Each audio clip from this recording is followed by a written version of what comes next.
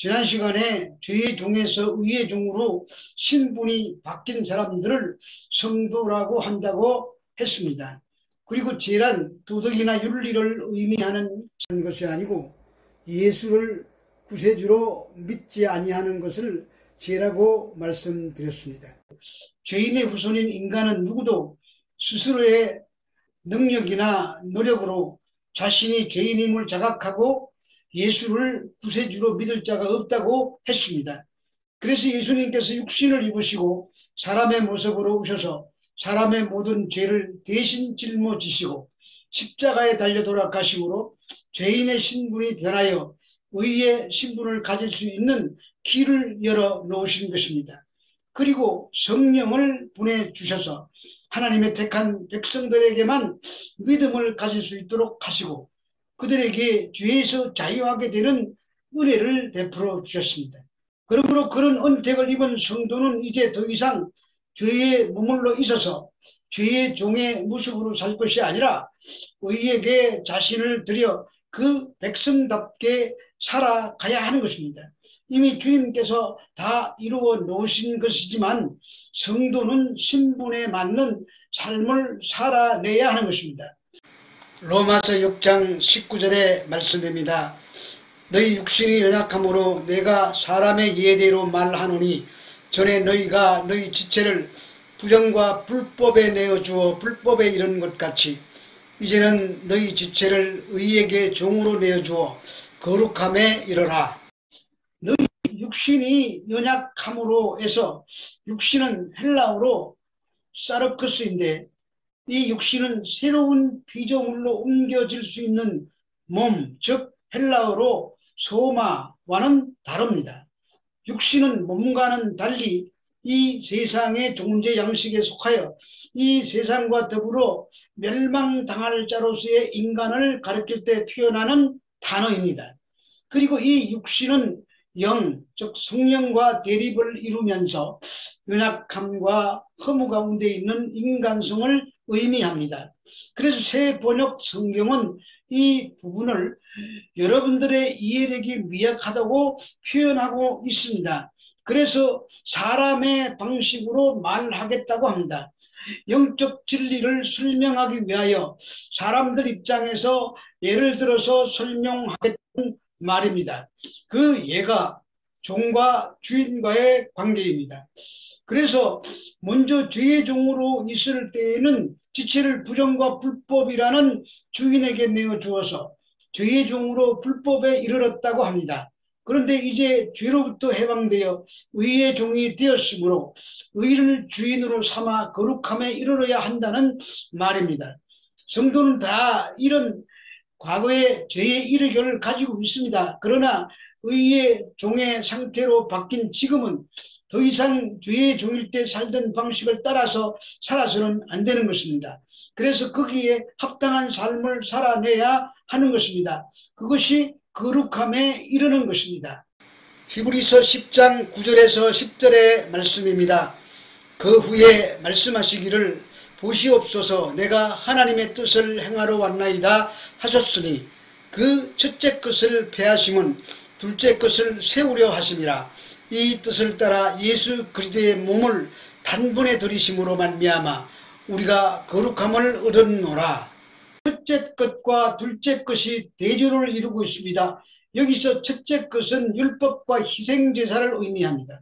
이것은 한으로 완전된 것이 아니라 반복적인 것입니다. 그래서 구약시대에는 해마다 대제사장이 대속죄일에 속죄제를 드려야 했습니다. 그러므로 이 첫째 것은 불완전한 제사입니다. 그런데 둘째 것이 주어졌습니다. 하나님께서 인간의 몸을 입으시고 자신을 제물로 영단번의 제사로 영원한 속죄 제사를 완성하신 것입니다. 이 제사를 통하여 우리가 믿음을 가진 성도들이 거룩함을 얻게 된 것입니다. 그런데 또 거룩함에 이르라고 말합니다. 히브리서 12장 12절에서 14절의 말씀입니다. 그러므로 피곤한 손과 연약한 무릎을 일으켜 세우고 너희 발을 위하여 굳은 길을 만들어 저는 다리로 하여금 어그러지지 않고 고침을 받게 하라. 모든 사람과 더불어 화평함과 거룩함을 따르라. 이것이 없이는 아무도 주를 보지 못하리라. 여기서 거룩함에 해당되는 헬라어 하기야 모스는 거룩의 헬라어 하게오스의 전미사 모스가 붙어있는 형태를 취하고 있습니다. 그리고 이 모스는 활동이라는 뜻으로 하나님의 활동을 나타낼 때 사용하는 전미사입니다. 그러므로 하기야 모스는 그 그리스도께서 성취하신 거룩함을 의미하며, 이것은 의와 부족과 마찬가지로 성도에게 전가되어 성도가 이미 거룩해졌음을 나타내는 단어가 되는 것입니다. 따라서 거룩함은 하나님께서 그리스도를 통하여 성도를 위하여 이미 성취해서 만들어 완성시켜 놓으신 것입니다. 그럼에도 불구하고 바울이 거룩함에 이르라고 하는 것은 아직 연약한 육신에 매여 있기 때문입니다. 따라서 이 권면은 거룩함이 구원의 조건이 되기 때문이 아니라 구원받은 백성이 마땅히 수행해야 할 것임을 강조하고 있는 것입니다. 차츰 거룩하여져서 거룩함을 얻는 것이 아니고, 차츰 구원을 이루어가서 완전한 구원을 이루는 것이 아니고, 차츰 의로운 행실로 완전히 의로워지는 것이 아니라 이미 하나님의 은사로 완전한 거룩함과 구원과 의롭다함을 얻었기에 거룩함에 이르고 구원에 이르도록 자라고 의에게 종으로 드리라는 것을 강조하는 말씀인 것입니다. 고린도전서 6장 9절에서 11절의 말씀입니다. 불의한 자가 하나님의 나라를 유업으로 받지 못할 줄을 알지 못하느냐. 미혹을 받지 말라. 음행하는 자나 우상 숭배하는 자나 간음하는 자나 탐색하는 자나 남색하는 자나 도적이나 탐욕을 부리는 자나 술 취하는 자나 모욕하는 자나 속여 빼앗는 자들은 하나님의 나라를 유업으로 받지 못하리라. 너희 중에 이와 같은 자들이 있더니 주 예수 그리스도의 이름과 우리 하나님의 성령 안에서 씻음과 거룩함과 의롭다 하심을 받았느니라. 성도가 거룩함을 받아야 하는 이유는 그 지체를 죄의 종으로 내어주면 하나님의 나라를 유업으로 받지 못하기 때문입니다. 그런데 예수를 구세주로 믿는 순간 우리들의 신분이 그리스도에 의해서 변화되어 거룩함에 이르게 된 것입니다. 그러므로 우리가 여전히 죄의 종처럼 사는 것 같이 보여도 거룩한 존재가 된 것은 변개할 수 없는 사실입니다.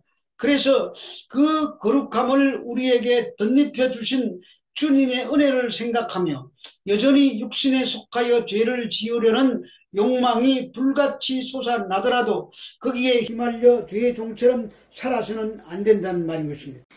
로마서 6장 20절에서 21절의 말씀입니다. 너희가 죄의 종이 되었을 때에는 의에 대하여 자유로웠느니라. 너희가 그때 무슨 열매를 얻었느냐. 이제는 너희가 그 일을 부끄러워하나니 이는 그 마지막이 사망임이라. 너희가 죄의 종이 되었을 때에는 의에 대하여 자유로웠다고 합니다. 그리스도를 믿기 이전에는 아무리 선하고 착하게 살아도 그 사람의 신분은 여전히 죄의 종이었었습니다. 그것은 그리스도와 함께 연합하여 자기의 옛사람이 십자가에 못 박히지 않았기 때문입니다. 그래서 그들은 의에 대하여 자유로워서 의를 행해야 할 의무도 책임도 없었습니다. 이 말씀은 한 사람이 두 주인을 섬기지 못할 것이라는 마태복음 6장 24절의 예수님의 교훈과도 일맥상통합니다. 그러면서 죄의 종의 최후의 열매는 사망이라고 강조합니다. 그래서 의의 종이 된 지금은 그때 일이 부끄러운 것입니다. 사망의 열매를 맺고 있으면서도 몰랐기 때문입니다. 여기서 마지막이라는 단어는 정말로 최후의 심판을 의미합니다. 그러므로 그 사망은 영원한 사망이고 영원토록 지옥의 고통에서 벗어날 수 없는 형벌을 말하는 것입니다. 로마서 6장 22절에서 23절의 말씀입니다. 그러나 이제는 너희가 죄로부터 해방되고 하나님께 종이 되어 거룩함에 이르는 열매를 맺었으니 그 마지막은 영생이라. 죄의 삭선 사망이요 하나님의 은사는 그리스도 예수 우리 주 안에 있는 영생이니라. 그러나 이제는 바울이 극적인 전환을 말할 때 즐겨 사용하는 표현 방법입니다.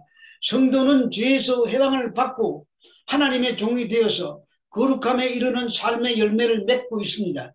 그리고 그 마지막은 영생입니다. 성도가 죄에서 해방된 근거는 그리스도의 죽으심과 함께 옛사람이 죽었기 때문입니다.